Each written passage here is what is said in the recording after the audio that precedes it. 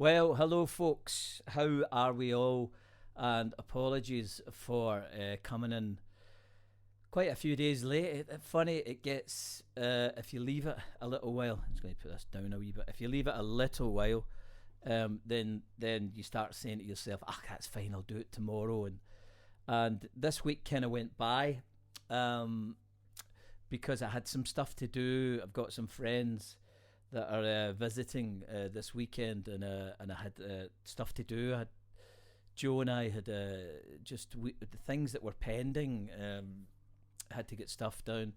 Delighted to inform you all that my dear friend and fellow band member Joe and I have just signed a publishing deal in London for Caesar. Which is great. Yeah, so that kind of, we had to get on with things like it. Doesn't seem like anything, but to me, they're sort of, you have to get them signed and co-signed and witnessed and all that sort of stuff, and you have to read over it a little bit, and the lawyers have to make sure it's right, and then it's all lovely. It's really nice that some people are still interested in what we're doing. I don't think we're in the dead pool quite yet, but we're not getting any younger, so it's really nice to a lovely company called Wardlaw Music. So let's fingers crossed, and let's hope that they can put some Caesar music out there and try and place it. Also, Joe and I are as of next week, a week tomorrow, we're getting together for a few days. And we're starting to write some new songs for the Caesar record, for album number 2, which we're excited about. So yeah, we've been just talking over that, what we're going to do. What else has been happening? Yeah, we got really busy the last 2 or 3 days with the bikes. So while I remember, I've ran out of bikes. I've no more bikes left, and the people that I'm giving the bikes to could definitely do with more bikes. So if anybody's got any bikes, then please let me know. I just dropped some off to Alan and his colleague Brian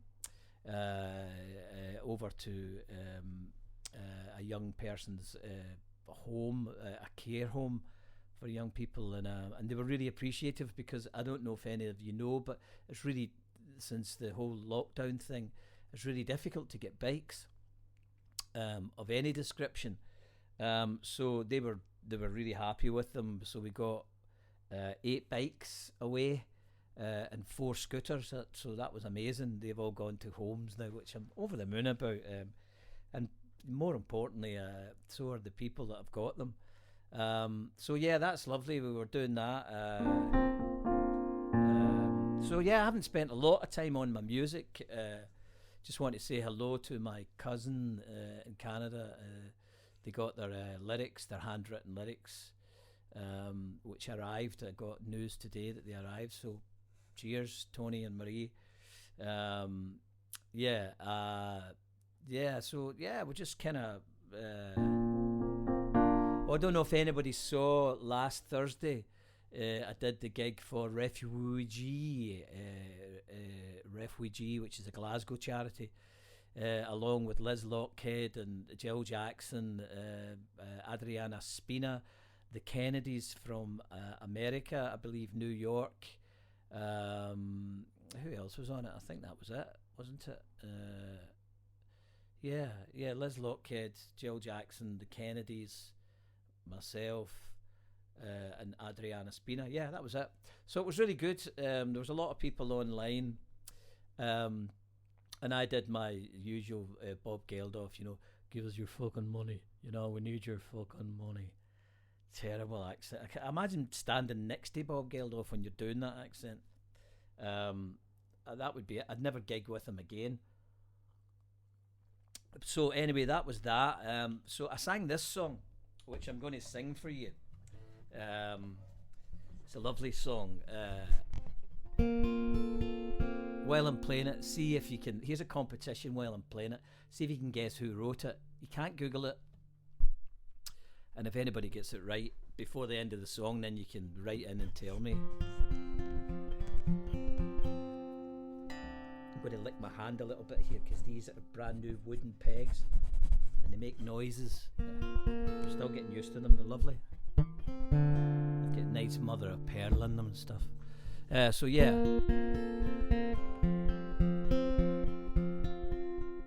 Don't look so sad, I know it's over, but life goes on, this whole world keeps on turning. Just let's be glad we had some time to spend together.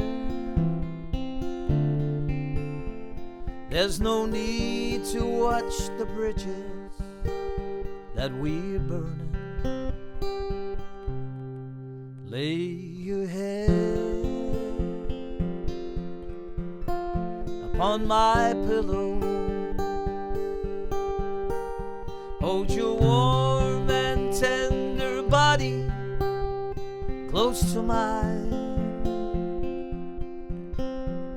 Hear the whispers of the raindrops blowing soft across my window, and make believe you love me one more time for the good time.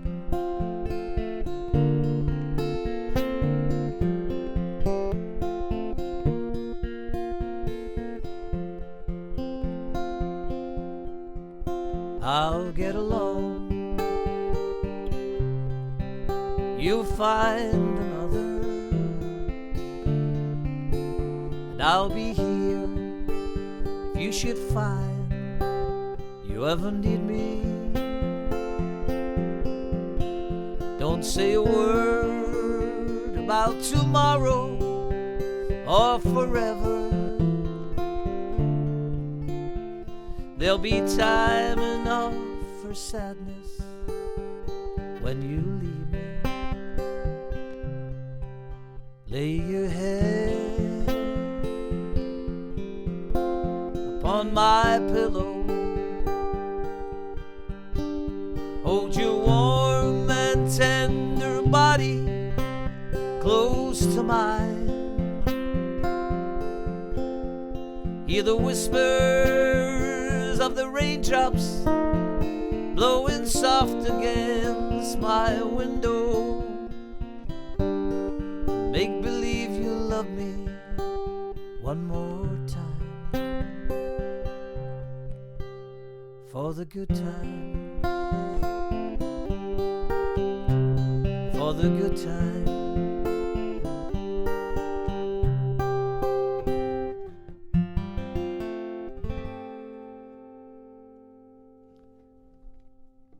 I don't know if anybody guessed it, but if you didn't guess it, it was sang by loads of different people. Tons and tons of people covered it, and he just seemed to write magic songs like that. I did one of these songs when I was playing with Steven Seagal in America, and we played a place called McAllen in Texas, and it was full of 10-gallon hats who were really keen to hear Steven Seagal and blues music and stuff. Anyway, I was to go on because I was the opening act, the warm-up act, and it was full. It was in a place called Pepe's on the river, and it was right on the Rio Grande, so we were right at the Mexican border.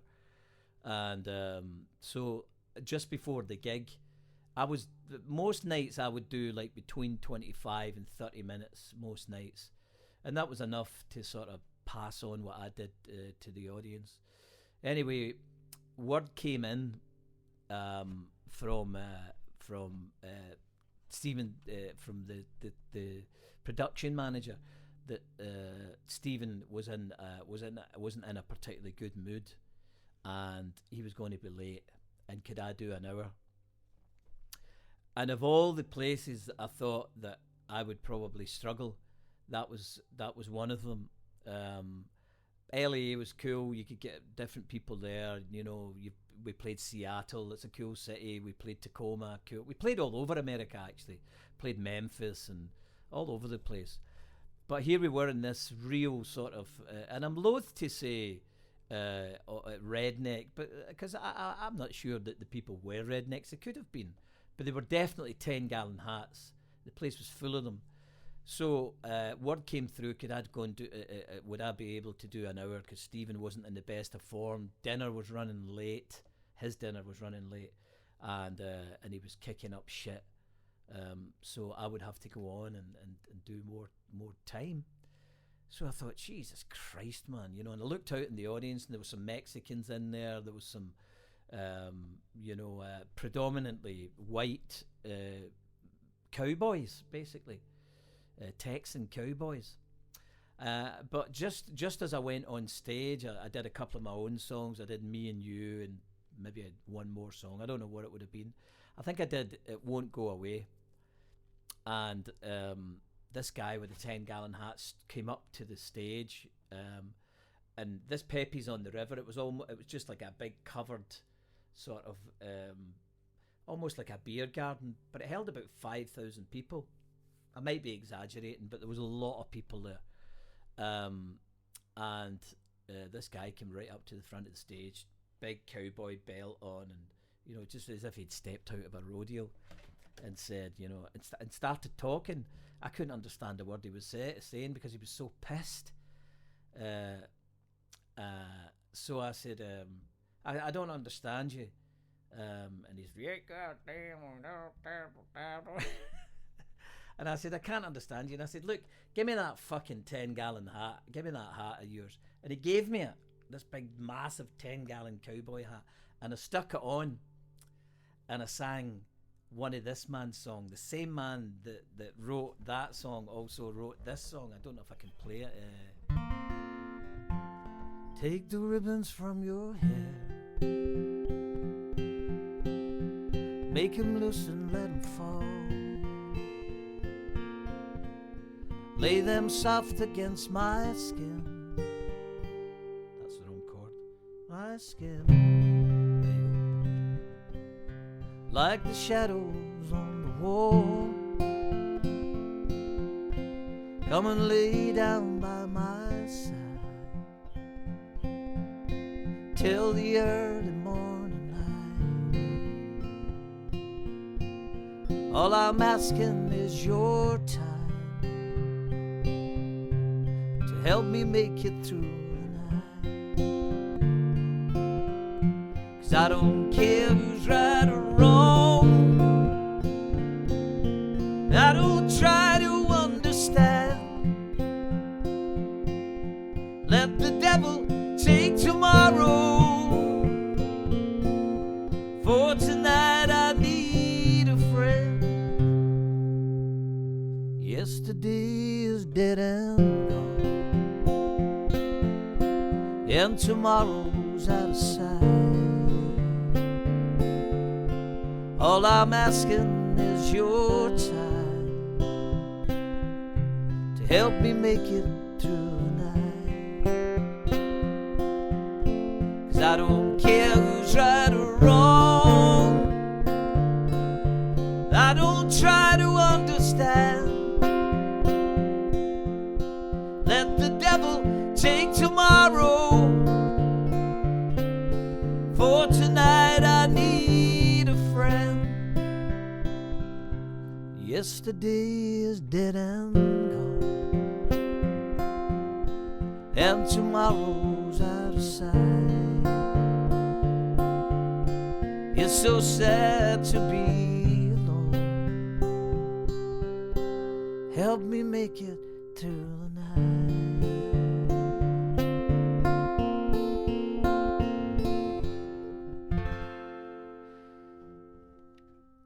And all these 10-gallon hats threw up in the air. Yeah!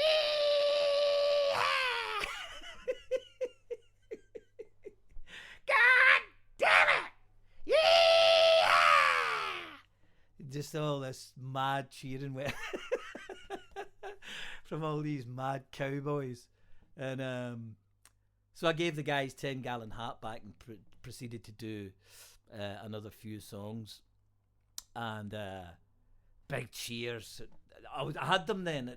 I had them. I had the audience then. They were on my side, and every song. God damn! I love all that. And so it's, I played my hour and stuff. I probably could have played for another hour, and they would have just because I had them. I did what was, and now we reveal the name of the artist. What was a song of Chris Christopherson's. What a songwriter, who also wrote For the Good Times. What a songwriter. And so I had them with this one cover, which annoyed me a little bit because I felt I sold out. I basically shit myself and played into the audience hands. I don't know. Miles Copeland told me a great story one time. I think it's probably a night of rock and roll stories tonight. And but Miles and I, when I first was managed by Miles, let me finish off the gig in McCallum, Texas first. I finished my set. Stephen went on and did his set, and then we set up and did our merchandising. So that was kind of how I was paying for the tour. I was selling my CDs and stuff like you do, so. But Stephen and I would sit side by side and sign the albums that you were selling. And Stephen was kind of signing more autographs than his records, really. People were. There's a beautiful little bird just at my bird feeder there, gorgeous. I need to fill that bird feeder up a little more. In fact, a lot more. So anyway, Stephen was kind of, signing autographs, and guys were coming up and asking could he karate fight with him and stuff. And then this beautiful girl arrived, and of course I fell in love, and frankly I think so did Stephen. But anyway, I was chatting away to her, and she was a Mexican girl, and her parents were there with her, and her brother. And Stephen was having a party back. We were staying in these really luxurious chalets in McCallum, stunning places. And Stephen decided he was having a party. So he invited the girl, and then, of course, when we were kind of packing up our CDs and our merchandising, there was a sort of area where you could come and buy the CD and get your picture taken with Stephen. His situation was taking a lot longer than mine, so I went and had a chat with the girl and said, look, do you want to come back to the motel or the chalet motel, whatever it was, for a couple of drinks and stuff? And yeah, she says, oh, that sounds cool. And her brother said he would come back with us, and could I introduce him to Stephen Segal, obviously. And I said, no, I can't really. I don't really know the guy. I know I'm touring with him, but we just happen to share the same manager. And so it was really interesting. It was an interesting sort of position to be in. And anyway, I said, look, why don't you come back anyway? Stephen's having a party. And the guy was into martial arts, so he had his martial arts belt, and he wanted Stephen to sign that. And he also said that he would allow his sister to go back to have a drink with me if I would do this for him. Very protective, like you should be with with your sister. Anyway, we get back to the chalet motel, whatever it was, and myself and the girl were sitting outside because it's Texas. It was boiling hot, and we were having a couple of drinks outside. I got the guitar out and I was lullabying, and falling in love with this stunning looking Mexican girl. And I saw this. I called him, after that evening, I called him the Shadow, because there was a kind of a almost like chalet light, an outside light that would guide you to the main reception or wherever you were going for breakfast or something. It was dark. It was about maybe 11 or 12 at night, maybe even later. And I saw this big shadow, and it was Stephen. And he came over, and he never spoke to me. He spoke to the girl, and he just said, I was kind of hoping you would come over and come up to the party. And she, although being Mexican, I think she was brought up in Texas, so she had this kind of Texas drawl or drool, whatever they call that, Texas drool. And she said, oh, well, I just want to hang out with JJ and stuff. And I thought, oh, shit, this is me off the tour. But her brother was there, and he said, can I come to the party? And Stephen was kind of reluctantly thinking, well, I don't really want you to go because I don't fancy you. I fancy your sister. but so he reluctantly said yes, and the guy went up and he got his karate belt signed and stuff. But I had said to the girl, look, if you want to go up to the party, then go up, because he hadn't really invited me. You know, we hadn't really known one another at that point. I got to know him, but he hadn't kind of invited me. I was still sort of on the periphery until he was getting to know me better, and she said, "No, I'm not going up there. I want to hang out with you." You know, and I was like, really, giving it all really cool, you know. But nothing else, happened. Stephen didn't get irate. I didn't get kicked off the tour, and just had a lovely evening with a stunning young Mexican girl who I've never seen or heard from again. But I was digressing, and I can't remember where I was going. Yeah, Miles Copeland. And why did I mention that? Yeah, that's why I mentioned it, because Miles told me this great story. They were flying to South America with, I think it was Bruce Springsteen, Sting, I'm risk a guess here and say the Pretenders, but it was the kind of Amnesty gigs that were happening at the time. Maybe a couple other artists. I want to say UB40, but I don't know. I can't remember. But anyway, they were going to South America, and they were going to play in front of 300,000 people, and they were flying on this private plane to go for to promote Amnesty International, and it was in one of the big cities, Rio de Janeiro or something like that. You'll be able to look it up. But anyway, Miles told me this great story. On the plane going over, there's obviously just the guys and the Amnesty people and maybe the management are all on this private plane. I think it was a big plane. I think it was a 747 that would fly Amnesty in the groups and all that around and stuff. And Bruce Springsteen said, "Well, you know, we're all going to South America. Who's going to do La Bamba?" And from what I can gather from the story, anyway, Sting said, "Well, I'm not doing La Bamba," you know. And Miles Copeland said to him, "I think you should, man. It'd be, you know, you should consider it. You know, we're going to a Spanish-speaking country, and it's a big song, and I'm not doing it. I'm definitely not doing it," says Sting. So Sting went on, you know, did Every Breath You Take and all the great Police songs, amazing songs, and whoever else was there, the Pretenders or whoever else it was that was doing Amnesty, they went on and did their thing, and ladies and gentlemen, would you welcome Bruce Springsteen? And Bruce Springsteen goes on.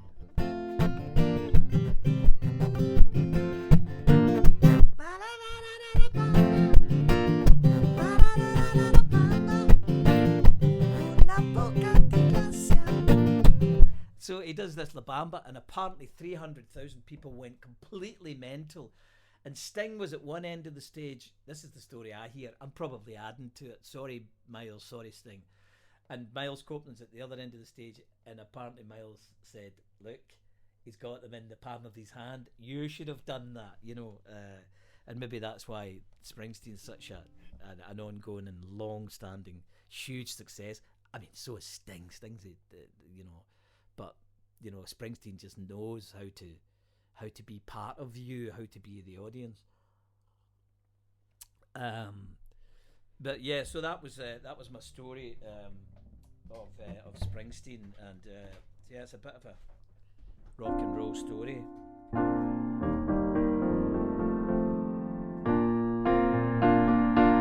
Maybe turn that up a little bit.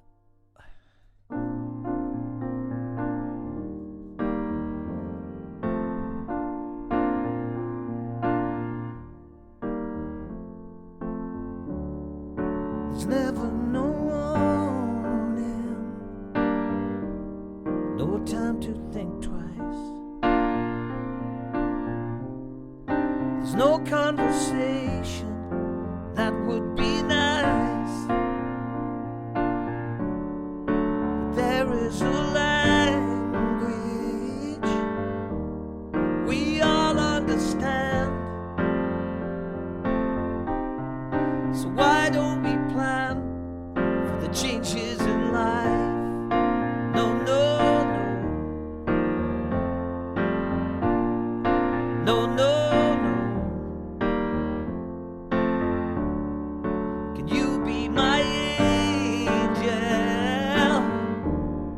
some of the time. If I ever need you, that would be fine.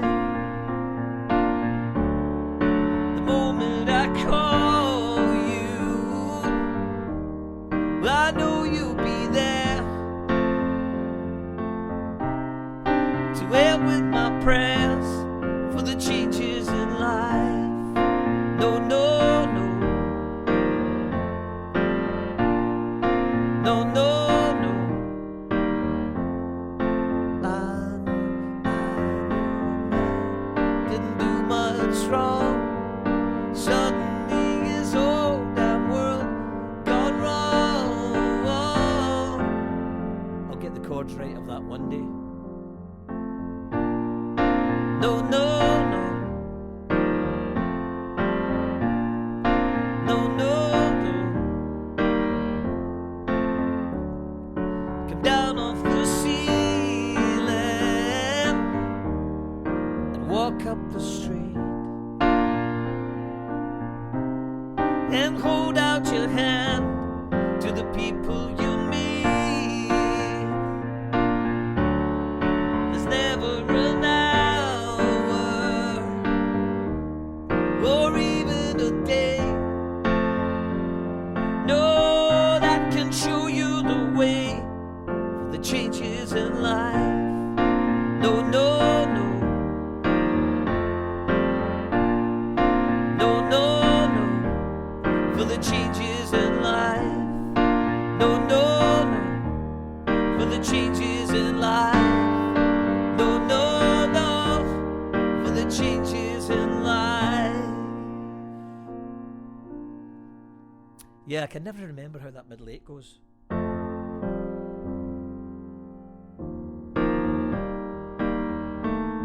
like that. I know man didn't do much wrong. Suddenly his whole damn world gone wrong. That's it. You can remember it when it's finished and over. Yeah, so the changes in life. One of the earliest songs, along with Let's Get It Straight Now, and Nothing Will Fall. We're dealing in love, dear. You can't have it all. You're seeing a picture. Like the early songs that I started writing and trying to write on piano by taking all the great influences like I'll be alone with you inside my mind, and in my dreams I kissed your lips 1,000 times. I sometimes see you pass outside my door. Hello. What a song, you know. I think they call him the king of the ballads. Lionel Richie just writes such beautiful.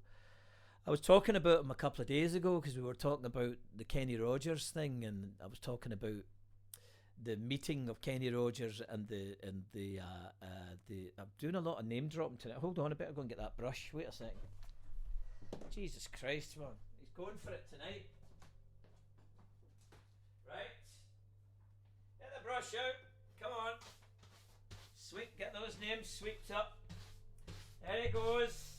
Talking a load of oh, there's the train from Largs. Hello. Oh, hello. Yes, I was just doing a bit of sweeping. Just a bit of sweeping there. You know, I was doing a bit of name dropping. Yes, you know, just sort of thought a bit of sweep them up. Go into Glasgow. See the poor people of Largs. You know, the lovely people of Largs. Go have a Prosecco. Have a scotch. Have a single malt. A clay var. Something expensive. Clay var. That's probably the cheapest out of all of them. Shows you my knowledge of whiskey. But anyway, to the Largs. Oh, and you missed it. Pricks Bridge. Just before we started the vlog this evening, there was a poor bastard that was crossing the bridge, and he stopped right at the very end of Pricks Bridge and had a piss. Now, it's not a particularly nice day today, so there's not so many kids coming and going up on that bridge, on Pricks Bridge, today, particularly. In fact, for the whole month of July, because it's never stopped bloody raining in this country. It hasn't really bothered me since I moved back to Scotland about 2.5 years ago, or whenever it was. Oh no, longer than that now, about 3.5 years ago. Um, but this month it's really troubled me. It's really bothered me because we had, for you people that are listening in elsewhere, during the sort of lockdown, and we can say the C word now, the COVID word now. Although there was an outbreak in Aberdeen in Scotland today, so it's not over. And I also went to see my dear friend Jinky Martin, Jim Martin, yesterday, who's thankfully almost recovered completely from his COVID run-ins, and he was showing me his beautiful kittens, and he breeds these beautiful kittens, ragdolls, and these little British short-haired cats, and gorgeous things. And one died. Oh, we opened up and the mum was feeding a litter of about 7 cats. They were glorious. And then he had another 4 or 5, and another, he sort of breeds them, so he's got all the proper heating and stuff for them. I keep digressing. But anyway, so it was gorgeous to see these kittens, and oh my God, man. So yeah, so getting back to Pricks Bridge, so there he was, this guy taking a piss. Actually, I was on the weather. That's what I was on. Yeah, so it just stopped. It has never stopped raining. And yesterday, when I went to Lanarkshire, I did an interview with a young guy, a lovely young guy, called Andrew Durnan, who runs a podcast, and I'll put it up on. We were talking about all sorts of things, mental health. He struggles with his own mental health, the boy, and I'm getting to this point in my life now where I knew his father, and that's something I thought I would never, you never think you're going to say that. Oh yeah, I went to school with your dad. But yeah, so we did a lovely interview, but it never stopped raining. And as I was leaving Ayrshire to head to Lanark, I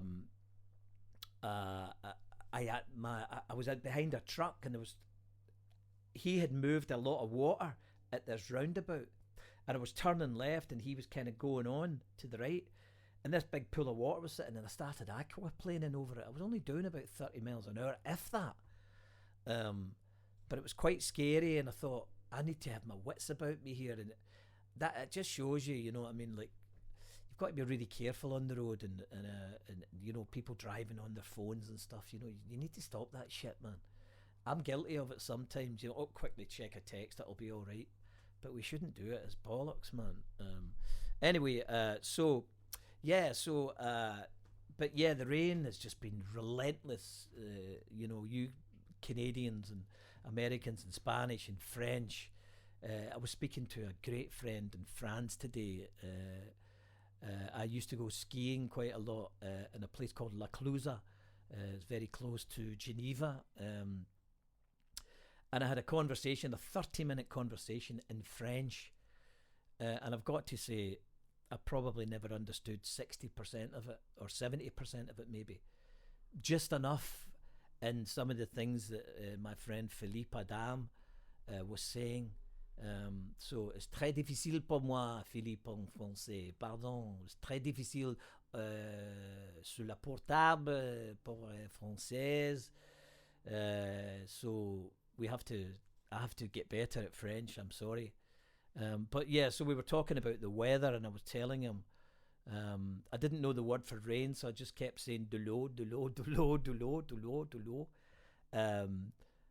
It's been endless, never endless, rain here for a month. And I patched up all my garage and concreted some part of the step that was leaking in my garage door. And I came back a couple of days ago from wherever my travels were taking me, and the garage was, like, the left hand side of the garage was full of water again. Actually, I was delivering the bikes. So please, I'm going to request again. I've ran out of bikes, Now I've bought a bike rack, so I want to use it. So please give me any bikes that you have, kids' bikes in particular, and I'll come and pick them up. Um, and they're really greatly appreciated. As I say, the chaps that I went to yesterday. So yeah, if you could do that, that would be great. I'm going to read you another little poem from this wonderful book here. All right. This is called The Ideal. Oh no, I've read that. I've read that to you. Front Door, I haven't read that to you, and I don't think I've read it either. Okay, it's Front Door, and it's by Imtiaz Dakar. What a brilliant name. Imtiaz Dakar. Wow. Wherever I have lived, walking out of the front door every morning means crossing over to a foreign country. One language inside the house, another out. The food and clothes and customs change. The fingers on my hand turned into forks. I call it adaptation when my tongue switches from one grammar to another, but the truth is I'm addicted now, high on the rush of daily displacement, speeding to a different time zone, heading into altered weather, landing as another person. Don't think I have noticed you're on the same trip too. Wow. Very interesting. Front Door. And our friend here, William Seacart, says that this condition is for displacement. It's also suitable for alienation, fear of the unknown, foreignness, migration, and otherness. Well, I mean, no time like the present. Let me get some sparkling water so I can burp again. Okay, so this is a poem for an age of migration. For all the people we've encountered who've made their home in another place, another culture, perhaps even another continent. Some people's lives change because they want them to. Other people's homes are stolen from them. What they all have in common is this strange sense of otherness, which can be a trial, or as Imtiaz Dakar suggests in her poem Front Door, a joy. I am a second-generation immigrant myself. My father fled Nazi Austria before the Second World War, and as a boy my German surname was a constant reminder of that great displacement. It would have been easy to have grown up feeling that I didn't belong. Certainly some of my schoolmates felt that I didn't. Foreignness can be a curse. It marks you out. It makes itself known as a sort of friction that keeps you from slotting smoothly into the world around you. But as I learned, it can also be a source of great interest and excitement. In their heads and in their jumbled suitcases, first-generation immigrants bring whole new worlds with them to their adopted homes.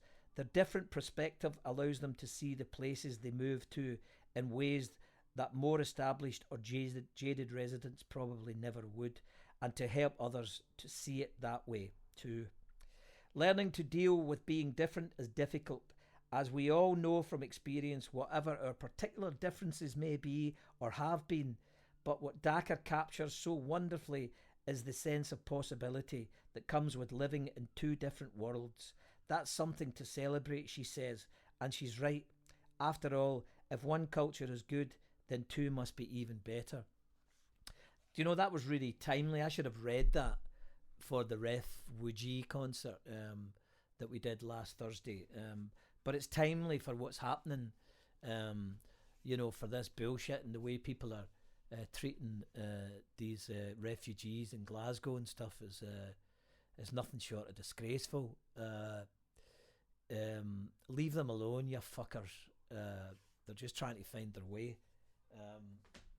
The JJ's got all politics.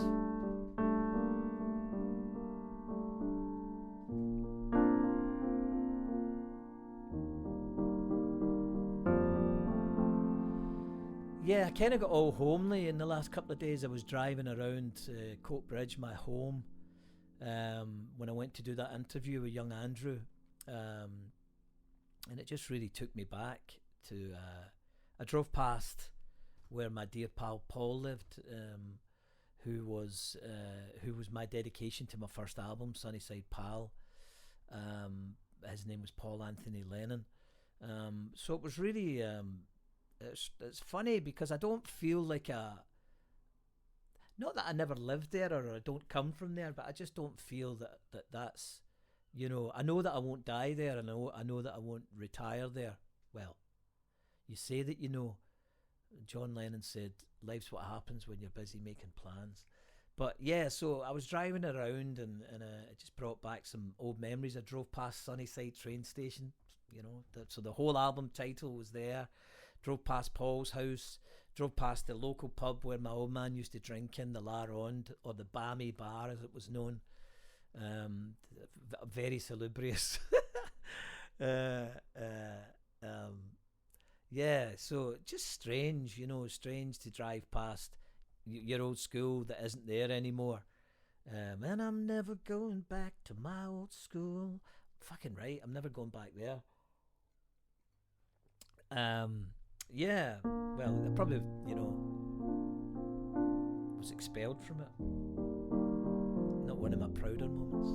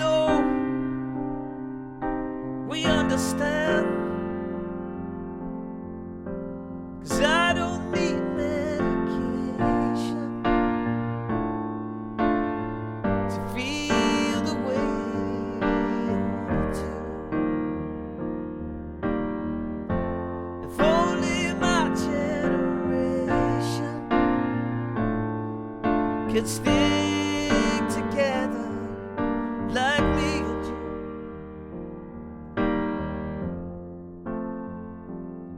Cause there's a miracle,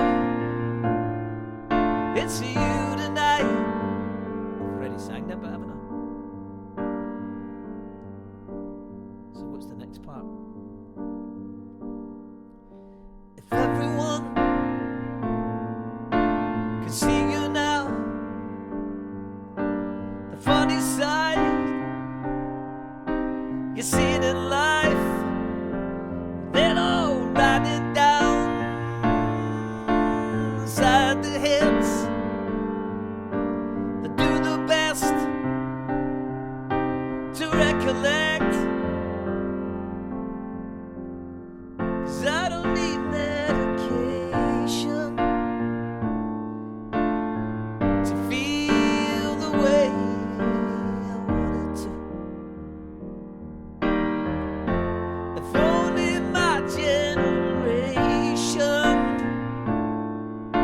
could stick together like me and you. Super glue, me and you. The things we do. And if you're looking for love, don't count me out. You see, I don't wanna be left out.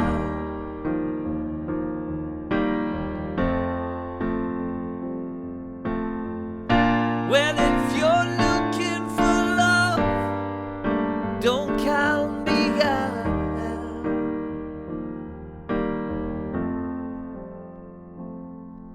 Well, if everyone could see you now,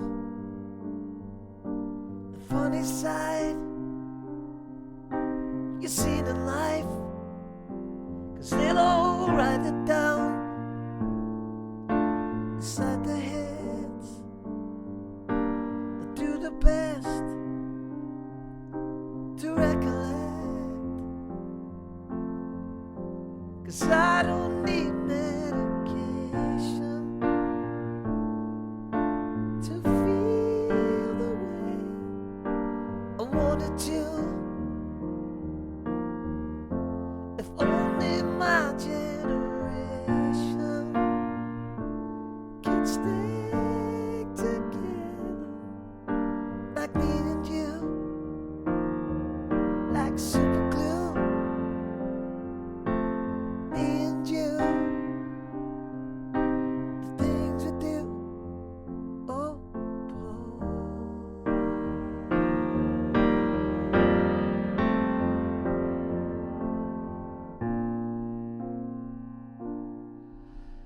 Yeah, different key.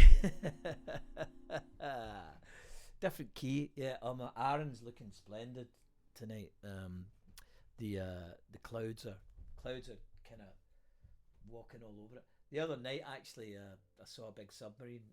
It was already out the water. Sometimes you see them rising out the water, but a big submarine just came along. Ugly big bastards, you know, and not particularly nice things. But it's still quite a sight to see it, even although I don't agree with them. It's still an amazing thing to see coming out the water. It should be out the water permanently so that the fish can get peace from all that shite. Oh, that's him, he's on his soapbox again. Turn it off, Martha, he's going to start swearing. He's on his soapbox again, talking a load of shite. He knows nothing about politics. Listen to him going on bloody Solaris submarines and all that stuff up in Glasgow. Oh, there's a train going to Largs. Hello. Hello. Oh, it's a small one. Not many people going home tonight. There's too much money. Don't need to go to work.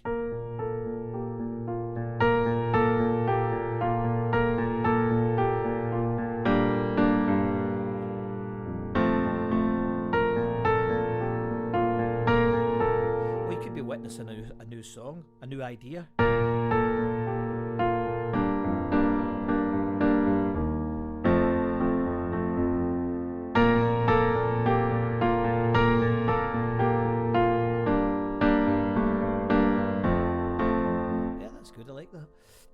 On that later on. A couple of new songs coming, actually, a couple of new ideas.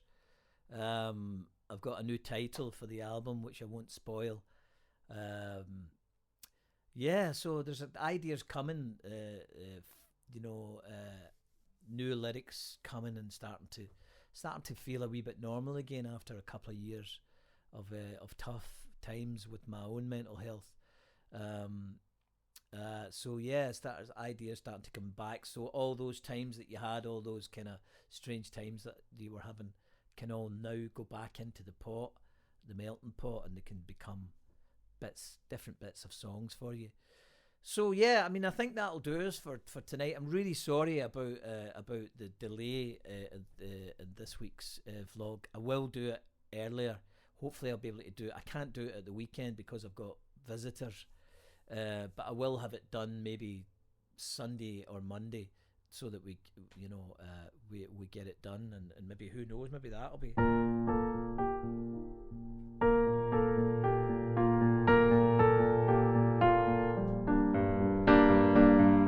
like that. So yeah, thanks very much. I hope you're all well. Keep well. And if you're struggling, always remember that there's people that you can speak to, and drop me an email, or please don't struggle on your own. It's not a good place.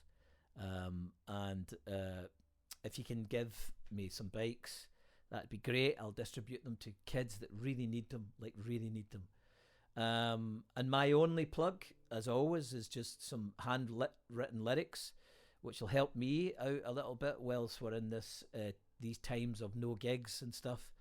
It's nice to make a wee bit that'll give us a bit of Kentucky Fried Chicken, or just So if you want any handwritten lyrics, please write to me at jjgilmore@gmail.com. And as always, my music is available to buy on my website, www.jjgilmore.com. But it was lovely speaking to you, and keep well. Oh, there's the. Can you hear that? That's the music police coming for me after that last version. Somebody once said to me one time, and I'm going to leave you with this. It was the most heartwarming and a wee bit embarrassing stories they ever told me. I met them and they said, "Oh yeah," I said, "How are you getting on with your band?" They said, "Oh, we're doing well." They were young at the time, and he said, "We did one of your songs," and I said, "Oh really? What did you do?" And he said, "We did Me and You," and I said, "Oh, that's really nice. Thanks very much." And he said, "Oh, we murdered a classic."